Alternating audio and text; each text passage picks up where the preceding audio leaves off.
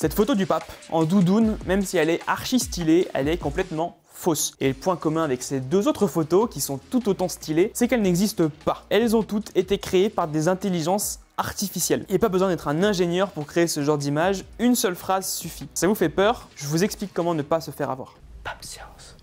Ces photos ou vidéos truquées, on les appelle les deepfakes. La première à avoir cassé Internet, c'est une vidéo de Barack Obama publiée par le site américain BuzzFeed en 2018. Il annonce, dans le style d'une prise de parole plutôt officielle, que le président Donald Trump est total and complete dipshit. Une grosse merde. À l'époque, il y a 5 ans, soit une éternité en termes d'innovation, cette vidéo avait demandé d'importantes ressources. Sauf qu'aujourd'hui, tout le monde serait capable de créer ce genre d'image grâce aux intelligences artificielles comme Midjourney ou DALL-E. Et les choses s'améliorent vite, très vite même. Il n'y a qu'à comparer cette image créée avec la première version de Midjourney avec celle du pape créée avec la 5e version. Et Microsoft a même dévoilé un projet qui permettrait de synthétiser une voix humaine avec seulement 3 secondes d'enregistrement. Si on revient à notre photo du pape de la côte ouest américaine en doudoune, comment est-ce qu'on sait que c'est une fausse? Il y a encore quelques détails qui permettent de s'en rendre compte. Regardez par exemple les lunettes, les mains, mais aussi les dents, les cheveux ou le grain de la peau, qui est souvent super lisse. Le problème, c'est que ces petits défauts, ils seront bientôt plus visibles, notamment avec les prochaines mises à jour de Midjourney ou d'autres intelligences artificielles. Et comme tout le monde peut créer son deepfake aujourd'hui, il y a de grandes chances que vous en voyez passer sur les réseaux sociaux